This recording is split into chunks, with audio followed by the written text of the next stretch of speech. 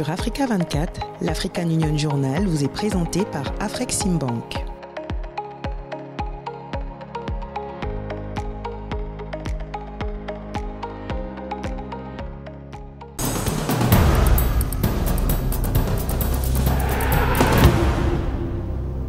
Bienvenue dans l'African Union Journal, votre rendez-vous hebdomadaire avec l'actualité au sein de l'Union africaine. Cette édition met en lumière le renforcement des relations économiques entre l'Afrique et les États-Unis, visant à stimuler le commerce et les investissements. Dans ce nouveau numéro, nous abordons également les perspectives avec les Caraïbes, où l'agroalimentaire et les engrais pourraient dynamiser les échanges d'ici 2028, offrant une opportunité pour diversifier les relations économiques africaines.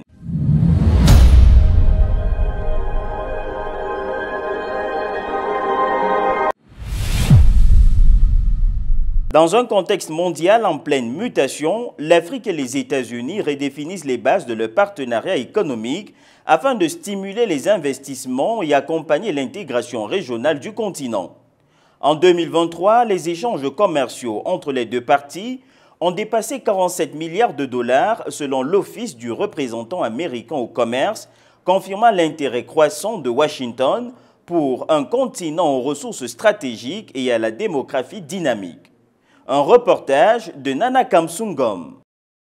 Le partenariat économique entre l'Afrique et les États-Unis entre dans une phase décisive. Avec la stratégie américaine pour l'Afrique subsaharienne dévoilée en 2024, Washington cherche désormais à établir des relations plus équilibrées, centrées sur le commerce, l'investissement durable et la transition énergétique. Selon le Bureau du représentant du commerce des États-Unis, le commerce bilatéral a atteint 47 milliards de dollars en 2023, soit une hausse de près de 20% par rapport à l'année précédente. Les initiatives concrètes comme Prosper Africa ou Power Africa visent à renforcer l'accès à l'électricité et à soutenir le développement économique du continent.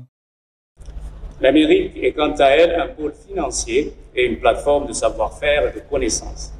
Il est primordial de mettre en commun ces atouts pour un partenariat équilibré et un partenariat juste et équitable. À travers ces politiques d'investissement avantageuses et des intéressements tout à fait exceptionnels, nos États membres ouvrent leur marché et s'efforcent d'attirer des capitaux. Le sommet États-Unis-Afrique tenu récemment à Washington a permis d'annoncer plus de 15 milliards de dollars d'engagement du secteur privé américain. Ce renforcement du partenariat intervient alors que l'Afrique cherche à diversifier ses partenaires économiques tout en consolidant le commerce intra-africain grâce à la ZLECAf. Les États-Unis se positionnent comme un soutien à la transformation locale des matières premières et à l'industrialisation, encourageant un modèle d'échange plus équilibré et durable.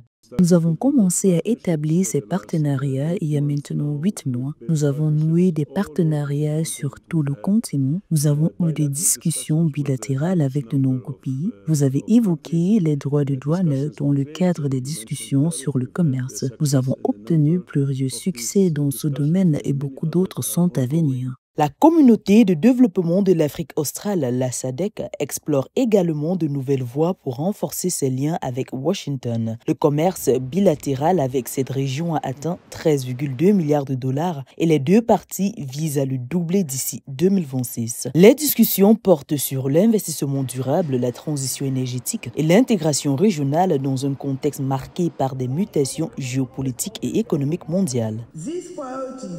Ces priorités comprennent la paix et la sécurité, l'industrialisation, le développement des infrastructures, le développement social et humain et les questions cruciales. Pour les experts, l'avenir du partenariat Afrique-États-Unis reste incertain, notamment avec l'expiration prochaine de l'AGOA, l'accord commercial historique. Les relations se déplacent progressivement de l'aide traditionnelle vers un partenariat axé sur la croissance mutuelle. Dans ce monde multipolaire, Washington et le continent africain cherchent désormais à construire des alliances stratégiques et durables qui dépassent le simple cadre commercial pour inclure le développement et l'industrialisation locale. Face à l'évolution de la dynamique du commerce mondial, les dirigeants et partenaires africains renforcent leur coopération. Le commerce intra-africain ayant atteint 208 milliards de dollars en 2024, et les échanges commerciaux avec l'Europe dépassant les 355 milliards d'euros, les discussions portent désormais sur le développement des chaînes de valeur nationales et le réajustement des anciens partenariats pour répondre aux nouvelles réalités mondiales. Sarah Yemele nous en dit plus. Les dirigeants africains s'emploient activement à redéfinir les relations commerciales afin de garantir la croissance économique et la résilience. Le président sud-africain Cyril Ramaphosa a souligné l'urgence de renforcer les relations commerciales dans un contexte de tensions géopolitiques mondiales et d'incertitude des marchés, mettant en avant l'ambition de l'Afrique de passer de l'exportation de matières premières à des industries à valeur ajoutée et à une croissance économique inclusive.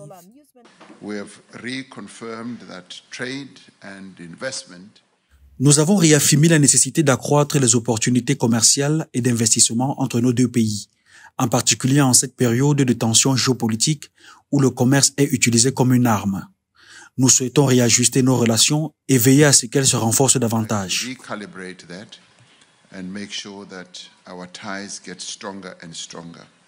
Kaja Kallas, haute représentante de l'Union européenne pour les affaires étrangères, a souligné le potentiel démographique et les ressources naturelles de l'Afrique, réaffirmant le rôle de l'Europe en tant que premier investisseur et partenaire commercial du continent. Grâce au programme Global Gateway de l'Union européenne, qui vise à mobiliser 400 milliards d'euros d'ici 2027, l'Europe s'engage à collaborer avec l'Afrique pour la transformer industrielle et numérique du continent.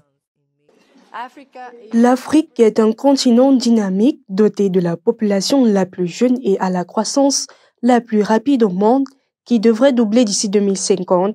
Elle possède un immense potentiel entrepreneurial, d'abondantes ressources naturelles et des matières premières essentielles aux transitions écologiques et numériques.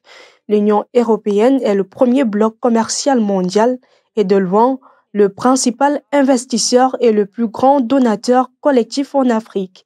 Avec 239 milliards d'euros d'investissements directs étrangers sur le continent africain en 2023, l'Union européenne a accompli des progrès considérables dans la création de son marché unique et dispose d'un savoir-faire numérique et écologique à partager. Notre engagement mutuel offre une occasion unique de rapprocher encore davantage nos économies et nos populations au bénéfice des deux continents. Wamkele Mene, secrétaire général de la zone de libre-échange continentale africaine, a exhorté les États africains à renforcer leur marché intérieur face à l'évolution du paysage commercial mondial. La ZLECAf devant stimuler le commerce intra-africain de 52% d'ici 2030, Wamkele Mene est convaincu que l'action collective du continent sera cruciale pour son indépendance économique. Countries are beginning to look at our own continent as an opportunity. Nous constatons que les pays commencent à considérer notre continent comme une opportunité, notamment compte tenu de la situation mondiale et des mesures injustifiées prises par les États-Unis. Nous devons désormais nous concentrer sur le développement de notre propre marché intérieur. Et je suis convaincu qu'avec la sagesse des ministres et de nos chefs d'État, nous y parviendrons rapidement. Malgré les progrès accomplis, le commerce intra-africain ne représente encore que 14 à 15% du commerce total du continent. Grâce à un leadership coordonné et au renforcement des liens bilatéraux et continentaux, l'Afrique vise à la croissance durable, l'industrialisation et la souveraineté économique. Depuis 3 ans, des progrès en justice réparatrice ont été observés.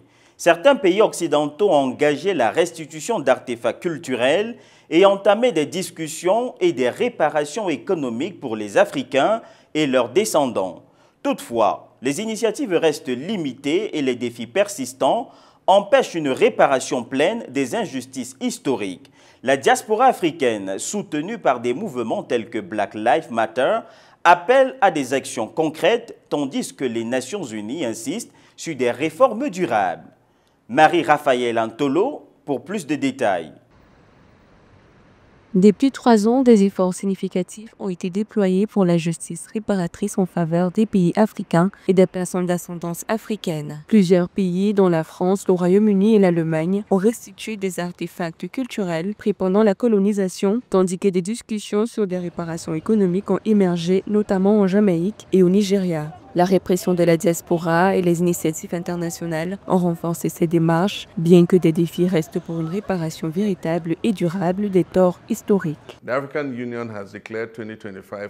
L'Union africaine a désigné 2025 comme l'année de la justice pour les Africains et les Afro-descendants en mettant l'accent sur les réparations. Comme l'a soutenu l'Union africaine, je suis pleinement engagée à travailler pour atteindre ces objectifs cruciaux. Pendant trop longtemps, l'héritage de l'esclavage, du colonialisme et du néocolonialisme a laissé une empreinte profonde sur la vie et le progrès des Africains et des Afro-descendants. Ces injustices historiques ont laissé des blessures profondes qui nécessitent des réparations véritables. En 2021, le président Macron a reconnu la responsabilité de la France dans les crimes coloniaux évoquant des investissements en Afrique sans aborder les réparations économiques directes. L'Afrique du Sud, quant à elle, a développé des initiatives économiques pour combattre les inégalités structurelles, notamment en éducation et santé. Ces actions, bien que limitées, ouvrent la voie à des discussions sur des réparations économiques durables selon des experts. L'exploitation des ressources africaines, son développement correspondant, la sous-évaluation des économies africaines dans les évaluations des crédits globales ainsi que les barrières systémiques au commerce et à l'investissement sont en effet des manifestations contemporaines des injustices historiques.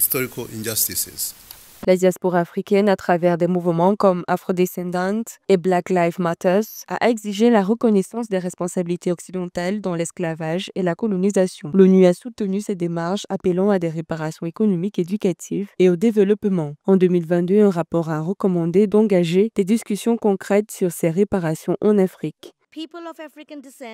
Aujourd'hui, les Afro-descendants subissent toujours l'héritage de ces tragédies, comme le stipule la déclaration du programme d'action de Durban, l'esclavage, la traite des esclaves et en particulier la traite transatlantique des esclaves font partie des causes majeures et des manifestations du racisme, de la discrimination raciale, de la xénophobie et des intolérances associées. Toutefois, le chemin reste semé d'embûches. Les réparations financières, la transformation des structures économiques et sociales, ainsi que la réconciliation véritable entre les peuples nécessitent une volonté politique continue et des actions concrètes à long terme. Le monde est à un carrefour et il est essentiel que les efforts entrepris ces dernières années ne soient pas limités à des gestes symboliques, mais qu'ils soient accompagnés de réformes profondes pour garantir une justice véritable et durable selon des experts. À présent, l'actualité au sein des régions de l'Union africaine. Tunisie, lancement du Centre africain d'excellence pour les marchés inclusifs. Côte d'Ivoire, l'Union africaine et la CEDEAO saluent un scrutin présidentiel globalement apaisé. Et enfin, l'Afrique de l'Est, 1,56 million de dollars pour moderniser le commerce régional. Inauguré à Tunis, au siège de la CEPEC, le Centre africain d'excellence pour les marchés inclusifs, institution de l'Union africaine, vise à promouvoir des marchés durables et équitables sur le continent. Soutenu par les autorités tunisiennes, ce centre ambitionne de renforcer les capacités des PME africaines et de favoriser le commerce intra-africain en ligne avec l'agenda 2063. Son directeur exécutif, Youssef El Kordafani, a salué la coopération tunisienne et souligné l'importance de l'innovation et de la collaboration régionale pour une intégration économique plus inclusive. La mission conjointe d'observation électorale UA-CEDEAO a jugé le scrutin présidentiel du 25 octobre 2025 globalement satisfaisant malgré des insuffisances logistiques et quelques irrégularités isolées. Sur 1477 bureaux de vote visités, 92% ont connu un déroulement bon ou excellent, bien que 32% aient été ouverts avec retard. La mission recommande d'améliorer la logistique et l'accessibilité avant les législatives. Selon la CEI, la participation s'élève à 50,10% sur 8,7 millions d'inscrits. Alassane Ouattara arrive en tête avec 89,77% des voix, loin devant Jean-Louis Billon, 3,9% et Simone Gbagbo, 2,42%. La Banque africaine de développement BAD, en partenariat avec la Communauté d'Afrique de l'Est CAE et la CNUSED, a lancé un projet de 1,56 million de dollars destiné à améliorer le portail commercial régional. Financé par le Centre de coopération multilatérale pour le financement du développement, ce programme sur 2 ans vise à numériser les échanges, réduire les barrières commerciales et renforcer la transparence. Le projet soutiendra l'objectif du guichet unique de la CAE et facilitera le commerce avec la ZLECAf et les marchés asiatiques de l'ANAS. Pour la BAD, cette initiative s'inscrit dans la stratégie Intégrer l'Afrique 2023-2027 et servira de modèle pilote pour d'autres régions. En misant sur des secteurs porteurs tels que l'agroalimentaire et les engrais, les échanges commerciaux entre l'Afrique et les Caraïbes, encore très faibles, pourraient connaître une forte croissance d'ici 2028. Pour ces 2 régions, il s'agit d'une opportunité majeure de renforcer et diversifier leurs relations économiques face aux turbulences du commerce mondial. Plus de détails avec Sarah Adjei. Dans un contexte où le commerce mondial est fragilisé dû aux crises économiques et aux tensions géopolitiques, l'Afrique et les Caraïbes joignent leurs forces pour établir un partenariat stratégique. Selon Afreximbank, le potentiel d'exportation combiné par 2 régions pourrait atteindre 1,8 milliard de dollars d'ici 2028.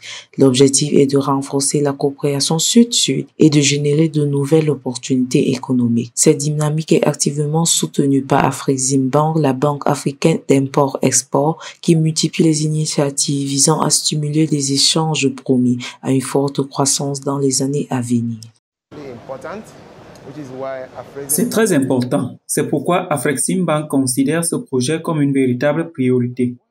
Au fil du temps, ce domaine a été négligé par ceux qui prennent les décisions. Mais aussi crucial que cela soit, personne n'avait pris le temps de s'en occuper. Avec l'ouverture d'un bureau régional dans les Caraïbes, Afreximbank veut faciliter l'accès au financement et encourager les investissements croisés. Ce rapprochement vise à réduire la dépendance des 2 régions vis-à-vis des marchés extérieurs, souvent vulnérables aux fluctuations mondiales. Nous n'avons jamais eu l'opportunité de raconter l'histoire à notre manière. Mais avec la présence des banques africaines dans les Caraïbes, nous essayons désormais de prendre notre futur en main, de réécrire cette narrative, de nous confronter directement à l'autre région et d'explorer les énormes opportunités existantes. Du côté des gouvernements caribéens, ce partenariat est accueilli avec enthousiasme. Pour eux, il représente une occasion historique de renforcer la coopération économique et d'ouvrir de nouveaux horizons de développement. Les échanges commerciaux entre modestes pourraient connaître une expansion significative dans les années à venir, notamment dans les secteurs de l'énergie, de l'agro-industrie et des services financiers. Ce lien, à part les connexions historiques, ouvre vraiment un nouveau chemin. Ce pont peut vraiment apporter, je dirais, un nouveau paradigme, un changement de paradigme en connectant l'Afrique caribéenne avec des bénéfices tangibles comme l'augmentation significative du commerce entre les 2 régions. Selon les données du Centre du commerce international, malgré une histoire et une culture partagée, les échanges commerciaux entre les 2 régions sont encore très faibles, avec seulement 0,1% des exportations africaines allant vers les Caraïbes et 1% des exportations caribéennes vers le continent. Le renforcement de la coopération pourrait offrir de nouvelles perspectives à des millions de citoyens des 2 régions.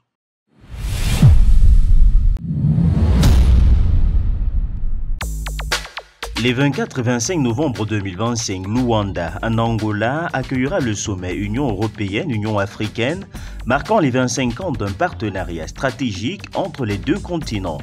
Co-présidé par le président angolais João Lourenço et le président du Conseil européen Antonio Costa, ce sommet réunira les dirigeants africains et européens pour approfondir leur coopération sur les enjeux majeurs, paix et sécurité, intégration économique, développement durable, numérique, migration et mobilité. L'événement s'inscrit dans la continuité de la réunion ministérielle de mai dernier à Bruxelles et s'appuiera notamment sur l'initiative Global Gateway dotée de 150 milliards d'euros pour stimuler les investissements et construire un avenir partagé fondé sur des valeurs communes et des intérêts mutuels. Les 22 et 23 novembre 2025, l'Afrique du Sud accueille à Johannesburg le sommet des chefs d'État et de gouvernement du G20, une première historique pour le continent africain. Placée sous le thème « Solidarité, égalité, durabilité », la présidence sud-africaine entend faire entendre la voix du Sud globale en mettant l'accent sur la résilience climatique, la viabilité de la dette, le financement d'une transition énergétique juste et la valorisation des minéraux essentiels. Outre les séances plénières, le programme prévoit des sessions thématiques sur l'IA, l'agenda 2063, l'innovation et les inégalités, avec pour objectif une déclaration commune ambitieuse. Le sommet se conclura par une passation de présidence au pays hôte de 2026. Du 22 au 4 décembre 2025, la ville de Nouakchott, en Mauritanie, accueillera la deuxième édition de la Foire internationale de la santé de Mauritanie, un événement majeur consacré à l'innovation et à la durabilité dans le secteur de la santé en Afrique. Cette édition mettra l'accent sur l'intelligence artificielle appliquée à la médecine, la chirurgie robotique, les avancées dans le traitement du cancer et le développement des compétences médicales. La foire réunira exposants, décideurs professionnels de santé et investisseurs à travers conférences, démonstrations et rencontres B2B pour favoriser les partenariats, l'innovation et l'investissement dans le secteur médical africain. Ndji Ayouk est une figure majeure du monde des affaires africain, pionnier de l'énergie et engagé dans l'entrepreneuriat. Il est le cofondateur et PDG du Centurion Lao Group et préside la Chambre africaine de l'énergie. Il est l'auteur de Billions at Play et co-auteur de Big Barrels. Grâce à son engagement auprès des gouvernements, des investisseurs et des institutions, Ndji Ayouk continue de promouvoir une vision pour l'Afrique qui transforme sa richesse énergétique en industrie nationale et en produits à valeur ajoutée, plutôt que de se limiter à des exploitations de matières premières. Un portrait signé Samonte Saberou, Saboubanga. Ndji Ayouk est une figure majeure du monde des affaires africains, reconnue pour son rôle de pionnier dans le secteur de l'énergie et son engagement en faveur de l'entrepreneuriat et du développement sur le continent. Il est le fondateur et PDG du Centurion Law Group, un conglomérat juridique panafricain spécialisé dans le droit des sociétés. Il est le président de la Chambre africaine de l'énergie qu'il a fondée. Ndji Ayouk est l'auteur de Billions at Play, The Future of African Energy and Doing Deals et co-auteur de Big Barrels, African Oil and Gas and the Quest for Prosperity. Depuis trop longtemps, les Africains voient leurs ressources énergétiques s'en aller ailleurs tout en restant eux-mêmes sans accès à l'énergie. J'ai toujours défendu cette idée. 600 millions d'Africains n'ont toujours pas accès à l'électricité et 900 millions n'ont pas accès à des technologies médicales de base. C'est cela la véritable priorité de l'Afrique aujourd'hui. Nous devons y faire face et améliorer la situation. Sous la direction de Ndji Ayouk, la Chambre africaine de l'énergie s'est imposée comme un acteur majeur, défendant ardemment le droit de l'Afrique à exploiter ses ressources de manière responsable afin de stimuler la croissance économique. Grâce à son engagement auprès des gouvernements, des investisseurs et des institutions, Ndji Ayouk continue de promouvoir une vision pour l'Afrique qui transforme sa richesse énergétique en industrie nationale et en produits à valeur ajoutée plutôt que de se limiter à l'exportation de matières premières. Nous devons également transformer nos minéraux ici en Afrique afin de créer des emplois, générer des opportunités et élargir nos perspectives économiques plutôt que de voir nos jeunes partir à l'étranger. Cette vision claire, celle de financer l'avenir de l'Afrique à partir de ses propres ressources, vient de lui et elle mérite d'être soutenue. Aujourd'hui, nous avons vu Dan Kody évoquer la possibilité de doubler la capacité de sa raffinerie, un projet encore plus ambitieux. C'est un entrepreneur africain qui agit concrètement pour le développement du continent. Je suis convaincu qu'en travaillant main dans la main avec le Dr Lombi, nous verrons émerger de grandes choses pour notre continent. 600 millions d'Africains manquent d'électricité, ce qui coûte 3 à 4% du PIB annuel au continent. Les infrastructures défaillantes et la sous-utilisation des ressources locales freinent le développement industriel. Les coûts élevés rendent l'énergie inabordable. Pour l'indépendance énergétique, les pays africains doivent mobiliser des ressources nationales et privées. Des rapports officiels estiment également que l'Afrique a besoin de 1000 à 2000 milliards de dollars pour atteindre ses objectifs de transition vers des énergies propres d'ici 2030. Ce que nous devons faire aujourd'hui, c'est combler un véritable déficit d'infrastructures. En ce moment, nous devons investir près de 17 milliards de dollars pour réhabiliter nos raffineries Amérique, que ce soit au Cameroun, au Nigeria et en Angola. En réparant nos raffineries, que se passe-t-il? Nous créons davantage d'opportunités économiques, nous réduisons notre dépendance aux importations coûteuses et nous valorisons notre propre production locale. Mais cela ne s'arrête pas là. Nous investissons également dans des infrastructures énergétiques en construisant davantage de pipelines à travers l'Afrique.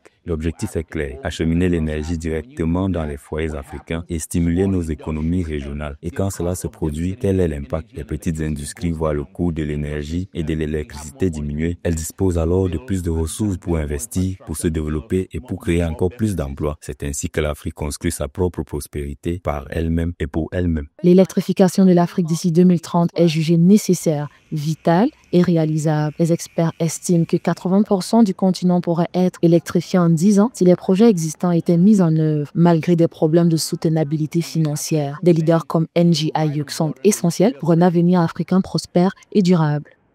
Merci d'avoir suivi cette édition de l'African Union Journal.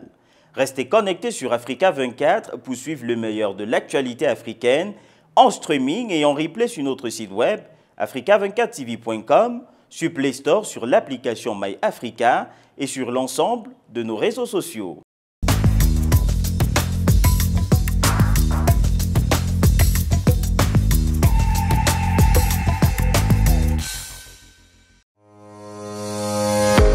Sur Africa 24, l'African Union Journal vous est présenté par Afreximbank.